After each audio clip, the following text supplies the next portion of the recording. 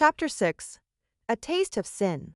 The dishes sat forgotten on the table, wine glasses half empty and candles burning lower in their holders. Liam pushed back his chair with a contented sigh, the kind of satisfied exhale that followed a good meal and better company. I should start clearing these, he said, already reaching for Sandra's abandoned dessert plate. Sandra barely touched her tart. I hope it wasn't too rich. Alara remained frozen in her chair, her body still humming with the aftershocks of what had just occurred. The space between her legs felt hypersensitive, every small movement a reminder of Sandra's devastating touch. She could still feel the ghost of that contact, the way Sandra's foot had systematically unraveled her composure with surgical precision. I'm sure it was fine, she managed, her voice sounding strange and distant to her own ears. You know Sandra, she's always been more interested in the conversation than the food. That was certainly true tonight, though not in any way Liam could possibly understand. The conversation Sandra had been most interested in had been conducted entirely without words, spoken in a language of forbidden touches and surrendered control. True enough, Liam chuckled, stacking plates with the methodical efficiency he brought to all domestic tasks. She's fascinating, isn't she? All those stories about her photography travels, the gallery openings. Sometimes I wonder what it would be like to live that kind of bohemian lifestyle. Alara watched him move around the table, this good man who saw only the surface of things, who trusted implicitly and loved without reservation. The guilt should have been crushing, should have driven her to her knees with the weight of her betrayal. Instead, she felt oddly detached, as if she were watching someone else's life unfold from a great distance. I'll get these, Lem continued, gathering the remaining glasses. Why don't you relax? You seemed a little tense during dinner. Tense? The word was so inadequate, it was almost laughable. She'd been brought to climax at her own dining table while he discussed mortgage rates, and he thought she seemed tense. Actually, she said, standing on unsteady legs, let me help. You cooked last time we had Sandra over.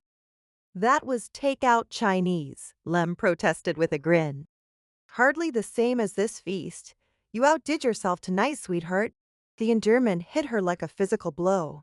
How could he be so kind, so appreciative, so completely oblivious to what had just happened under his nose? Part of her wanted to shake him, to force him to see the truth that was written all over her face. Part of her wanted to confess everything and let the consequences fall where they may. But the larger part, the part that was still pulsing with the memory of Sandra's touch, wanted nothing more than to preserve this careful lie for as long as possible. I'll just grab the wine glasses, she said, moving toward the kitchen with careful steps.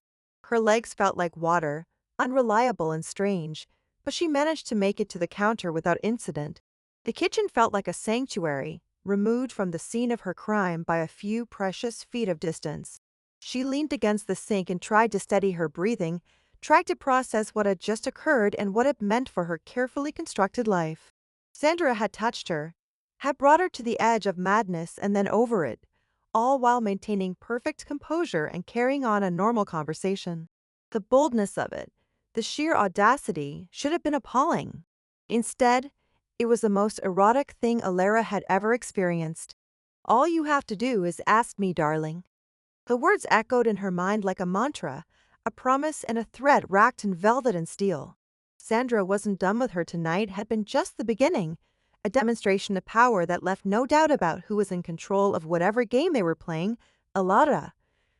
Liam's voice carried from the dining room, tinged with mild concern. Everything okay in there? Fine, she called back, forcing brightness into her tone, just rinsing these glasses.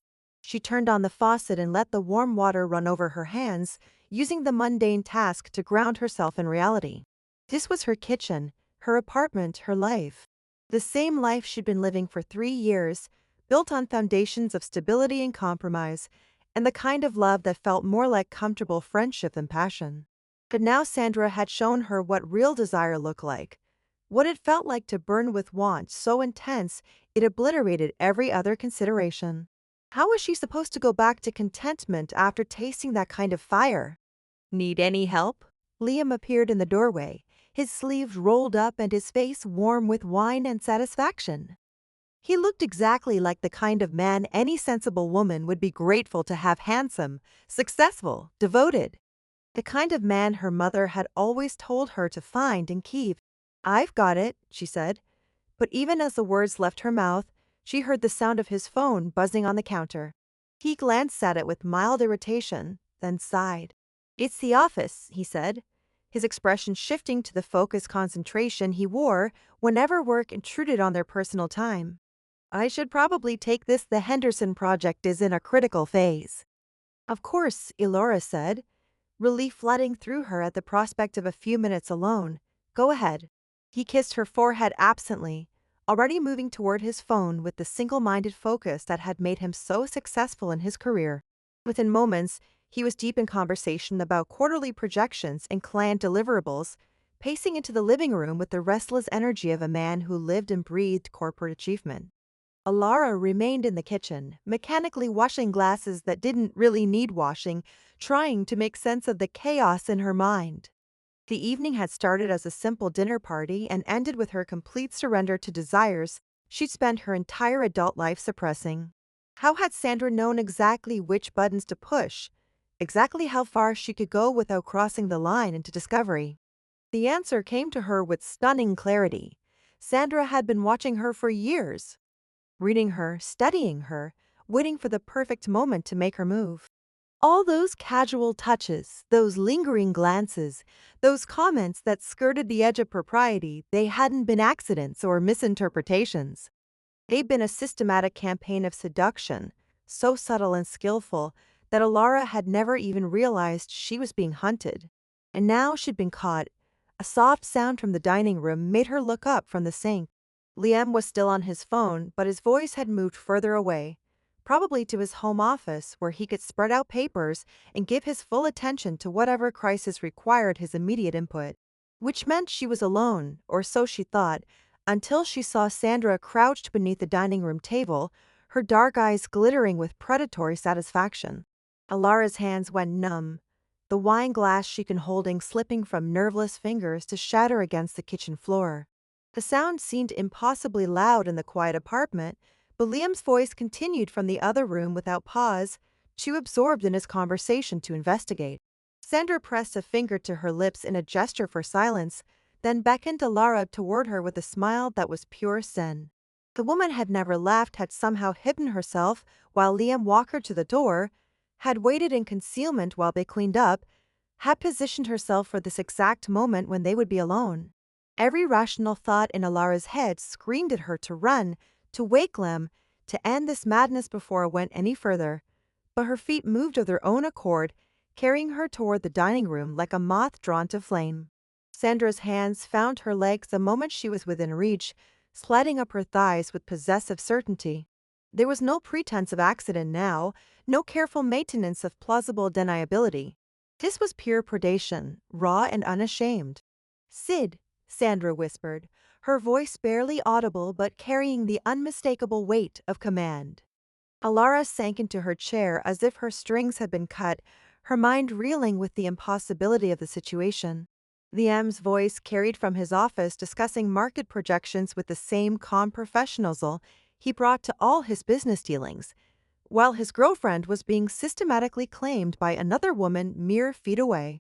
Sandra's hands pushed her dress up around her waist, exposing the delicate lace panties that had been no protection at all against her earlier assault. Now Sandra's fingers hooked into the waistband, sliding the silk down her trembling legs with the confidence of someone who knew exactly what she wanted and had no intention of being denied. "Sandra, please," Alara whispered, the words torn between protest and plea. "He's right there. If he comes back, then you'll have to be very, very quiet," Sandra murmured, her breath warm against Alara's inner thigh. "Can you do that for me, darling? Can you keep your beautiful mouth closed while I taste you?" The crude words sent liquid fire through Alara's veins even as terror clawed at her throat. This was insanity, the kind of reckless behavior that destroyed lives and ruined everything she'd worked to build. But Sandra's mouth was already moving against her skin, pressing soft kisses along the sensitive flesh of her thighs, and rational thought became impossible. When Sandra's tongue made first contact, Alara had to grip the arms of her chair to keep from crying out. The sensation was unlike anything she'd ever experienced: wet heat and skillful pressure, applied with the kind of expertise that spoke of extensive practice. Sandra knew exactly what she was doing, knew how to build pleasure in slow, torturous waves that left her victim helpless and desperate. From the office came the sound of Liam's laughter, warm and genuine as he shared some private joke with his colleague. The normalcy of it was almost rebel, this good man conducting business while his girlfriend was being devoured by another woman in the next room. Sandra's tongue moved with deliberate precision, tracing patterns that made Alara's vision blur at the edges. Every stroke was perfectly calibrated to maximize sensation while avoiding the kind of direct contact that might trigger a climax too quickly. This was an artist at work, someone who understood that anticipation was just as important as release. Alara bit down hard on her knuckle, using physical pain to muffle the sounds that wanted to tear from her throat. Sandra was relentless, methodical in her assault on her senses, building pleasure with the same skill she brought to her photography, frame by frame, moment by moment, until the final image was devastating in its impact. "That's it," Sandra whispered against her, the words vibrating through sensitive flesh. "Let go, darling, let me show you what you've been missing." The command went straight to Alara's core, bypassing every defense and reservation. Her body arched involuntarily, seeking more contact, more pressure, more of everything Sandra was offering. The risk of discovery only intensified the pleasure, adding an edge of danger that made every sensation more acute.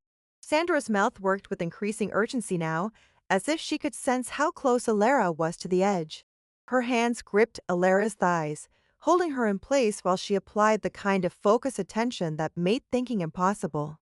"And I think if we approach it from that angle," Liam was saying, his voice carrying clearly from the office, "we can have the preliminary numbers to you by Friday."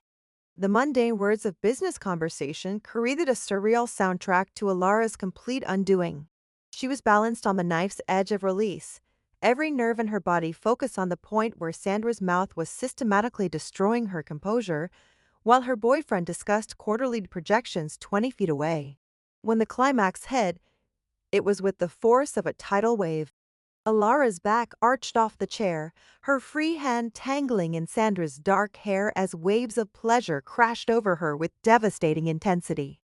She bit down on her knuckle until she tasted blood, the only thing preventing her from screaming with the force of her release. Sandra didn't stop, didn't give her a moment to recover. Instead, she continued her ministrations with single-minded focus, drawing out every last tremor of sensation until Alara was shaking with the aftermath.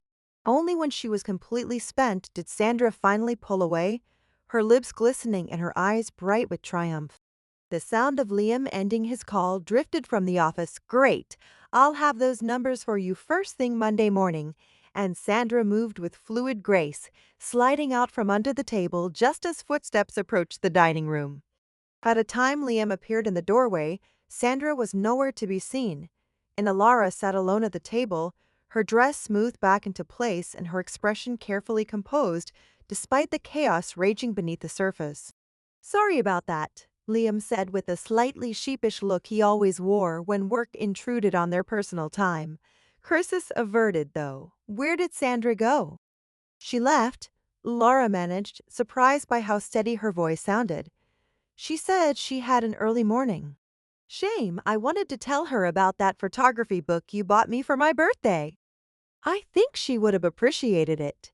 He surveyed the clean table with satisfaction. "Well, looks like you got everything sorted. Come here, beautiful." He held out his arms, and Alara stood on unsteady legs to accept his embrace. His kiss was warm and familiar, tasting of wine and contentment, but all she could think about was the way Sandra's mouth had felt against her skin, the way she'd been claimed and consumed with such devastating expertise. "Thank you for tonight," Liam murmured against her hair. "Sandra's great company, but I love having you to myself afterward. Just the two of us." The irony of his words was almost unbearable. They weren't alone, would never be alone again now that Sandra had marked her territory so completely. Even now, Alara could feel the ghost of her touch, the promise of more to come.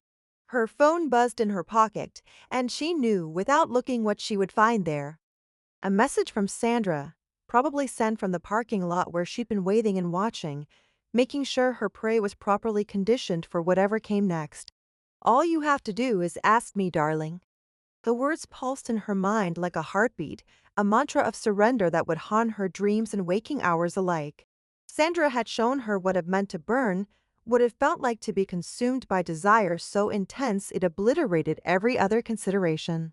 Now all that remained was to decide whether she was brave enough to ask for more.